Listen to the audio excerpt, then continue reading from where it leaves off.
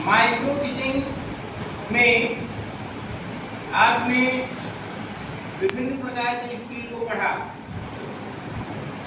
Class management से लेकर के क्लास समापन तक सब स्किल हुआ। प्रश्न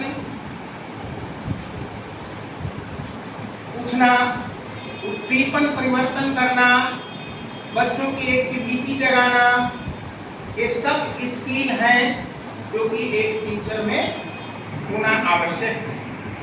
अलग अलग काम है, उसी तरह से जितने भी स्किल हैं उनका अलग अलग काम है, लेकिन जब आपस में ये मिल जाते हैं तो एक ताकत बन जाते हैं। ठीक उसी प्रकार से जितने भी स्किल आपने पढ़ा उसको तो अलग अलग माइक्रो लेसन प्लान बनेगा ही, साथ ही साथ सबको एक साथ जब हम एडजस्ट करेंगे, समन्वित करेंगे, जोड़ेंगे, तब एक कक्षा का लेसन प्लान बनेगा। और एक लेसन प्लान का प्रारूप इस तरह से होगा।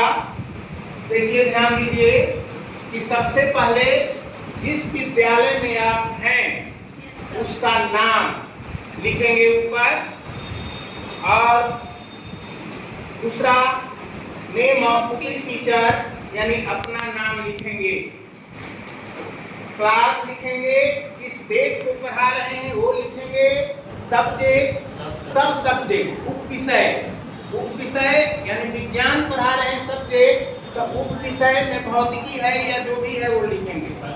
हाँ, इसी प्रकार से पीरियड, कितना देर का पीरियड है, ड्यूरेशन, आधा घंटा, 45 मिनट, जो भी है, पहली घंटी, दूसरी घंटी, वो लिखना है। उसके बाद जो टॉपिक आप पढ़ा रहे हैं उसका उल्लेख यहाँ करना होगा। जो टॉपिक आप पढ़ा रहे हैं किसी भी विषय का, उसको यहाँ लिखेंगे। और इस टॉपिक को पढ़ने से क्या फायदा है, इस सब्जेक्ट को पढ़ने से क्या फायदा है, ये सामान्य उद्देश्य के अंतर्गत। जैसे आप गणित पढ़ा रहे हैं, सपोज दैट गणित पढ़ा रहे हैं, तो गणित पढ़ने के बाद बच्चा का क्या सामान्य उद्देश्य होगा? तो सामान्य उद्देश्य यही होगा कि उसके तर्क शक्ति का विकास होगा, तार्किक शक्ति विकास होगा, माइंड डेवलपमेंट करेगा, ये सब चीज उसका विकसित होगा। ये सामान्य उद्देश्य के अंतर्गत आ गए, समझ रहे हो जी? हाँ, ये सामान्य उद्देश्य होगा। लेकिन अगर आप पढ़ा रहे हैं वृत्त या चतुर्भुज पढ़ा रहे हैं, तो चतुर्भुज पढ़ा रहे हैं, तो चतुर्भुज पढ़ाने से बच्चा का क्या होगा?